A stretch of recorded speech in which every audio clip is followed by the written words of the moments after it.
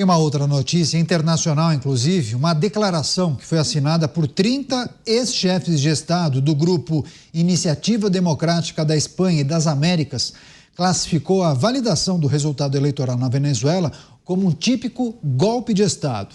Nesta quinta-feira, a gente tratou disso, inclusive, o Supremo Tribunal de Justiça, que é controlado pelo regime de Nicolás Maduro, legitimou a reeleição dele. Além disso, a Corte proibiu a divulgação das atas de eleição. A rejeição dos membros se soma à de países como Estados Unidos e Argentina. Luiz Felipe Dávila. Dávila, me lembro que ontem você cobrou manifestações de lideranças internacionais. Você falou, mas e agora?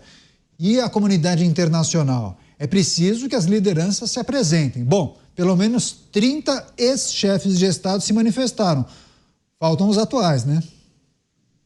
Exatamente o que eu ia dizer. Quem se manifestou são o ex-chefe. O ex-chefe é muito bom que se manifeste, mas precisa puxar a fila aí e fazer com que os presidentes e primeiro-ministros dos seus países se manifestem. Aliás, você começou muito bem com a frase da declaração que me parece muito boa, típico golpe de Estado contra a soberania popular. Soberania popular é as eleições, mesmo no regime ditatorial, acabaram consagrando o candidato da oposição, Edmundo González, como presidente da Venezuela, que recebeu mais de 67% dos votos. Então é uma coisa inacreditável. Nem a ditadura, com toda a sua máquina, consegue fraudar, forjar o resultado das eleições das atas. Por isso que ontem mesmo a decisão da Suprema Corte lá na Venezuela é que não vai declarar as atas, não vai mostrar as atas para ninguém. Então, que era a demanda da comunidade internacional. Mas voltando aqui ao ponto importante, o silêncio vergonhoso dos países, principalmente do Brasil, demonstra que as nações estão, na verdade, abandonando o povo venezuelano à sua própria sorte. Porque se a comunidade internacional não se mobilizar contra esse ditador que fraudou uma eleição, o povo venezuelano vai sofrer na mão desse ditador. E não é possível a comunidade internacional, que tem um papel fundamental em manter a estabilidade desse sistema internacional, se abster numa questão tão grave como são esses desafios que Maduro hoje impõe à comunidade internacional. Na verdade, o que ele está falando é dobrando a aposta, dizendo assim, olha, é assim que é a realidade na Venezuela, e se vocês não gostam, cada um vai para casa, toca a vida e me deixa em paz. E se a comunidade internacional abandonar o povo venezuelano, será um dos capítulos mais vergonhosos da história diplomática do século XXI. Pois é, o Dávila fala na comunidade internacional abandonar o povo venezuelano, mas isso não aconteceu mais ou menos no episódio de Juan Guaidó, o Beraldo? Mas agora é mais intenso, eu acho que agora é mais evidente, né?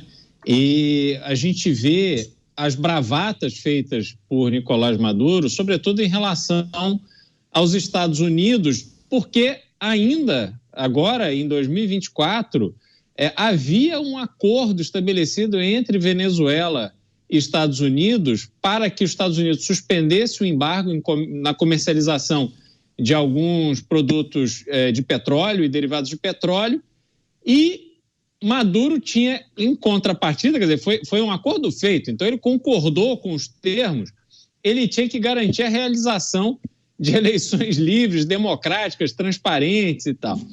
Ele, desde o início, ele não fez nada disso e percebeu que Joe Biden estava enfraquecido, já com seus problemas de saúde, enfim, né, com dificuldade de se expressar, de falar, né, fazer discurso e tal, essas circunstâncias todas que a gente viu de Joe Biden e que culminaram naquele debate em que ele não falava, né, lé com cré, como se diz aí no popular.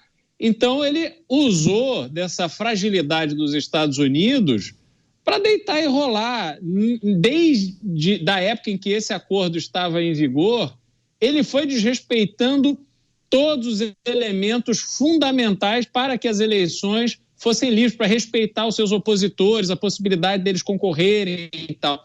E aí, mesmo assim, demorou muito para os Estados Unidos suspender esse acordo. E quando fez, as eleições já estavam próximas, ele seguiu com as eleições, fraudou de forma muito escancarada o resultado da eleição, depois teve a chancela da Suprema Corte, que foi o que gerou aí essa reação agora dos ex-presidentes.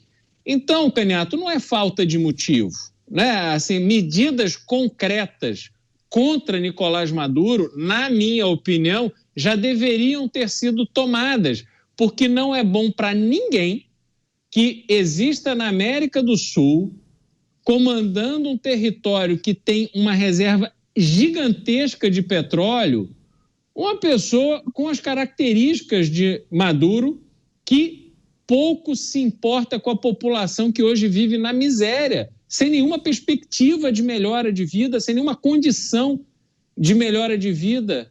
Então, os problemas que cada país está passando estão fazendo com que aqueles que poderiam tomar uma atitude efetiva olhem de lado, estão fingindo que não estão vendo, simplesmente para não ter que reagir. Mas isso terá consequências. O mundo sentirá falta de uma ação neste momento agora contra Nicolás Maduro. A manifestação conjunta de 30 ex-chefes de Estado em que critica a validação dos resultados na Venezuela, inclusive chamando a decisão da Suprema Corte venezuelana de golpe de Estado. Sua análise, Mota? Isso é igual ao soldado, o general que depois que foi para a reserva, fica dando palpite na guerra que está acontecendo, né? Não, tem que voltar a entrar e brigar. Eu acho que o manifesto foi assinado por 30 ex-chefes de Estado, né? Eu acho que essa é a chave para entender a sua relevância. São 30 ex-presidentes. O texto, pelo que eu vi, faz um apelo aos governos democráticos e à comunidade internacional no seu conjunto para que impeçam a consolidação do golpe de Estado em curso na Venezuela. Tudo bem, mas impedir como, companheiro? O texto tenta explicar, olha, adotando medidas reais e eficazes contra os responsáveis por esse atentado à ordem democrática e pelos crimes contra a humanidade que estão sendo cometidos.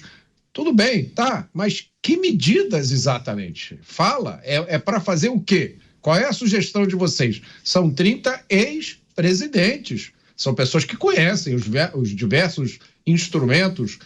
O que vocês estão sugerindo exatamente? Juntar tropas de vários países, invadir a Venezuela, mandar um grupo de comandos para sequestrar o Hugo Chávez, congelar todas as contas internacionais da Venezuela? A gente não fica sabendo, porque o manifesto não diz.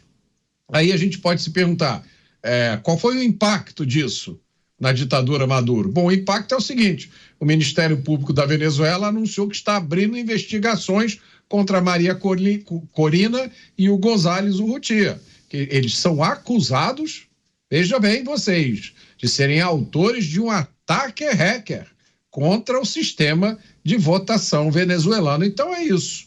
E aí? E agora? O que os 30 ex-chefes de Estado vão fazer a respeito disso?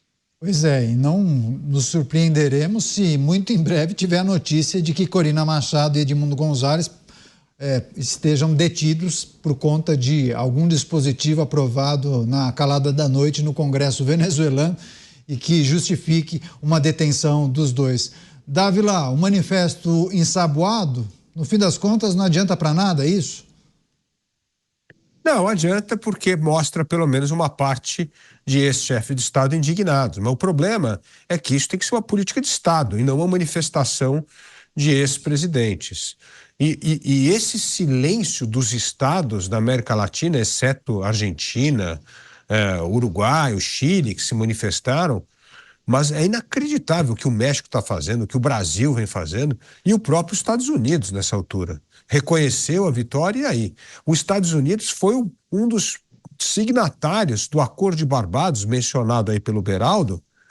Aliás, os Estados Unidos é o que mais sofreu, porque abriu mão da sanção, permitiu que Maduro voltasse a comercializar o seu petróleo.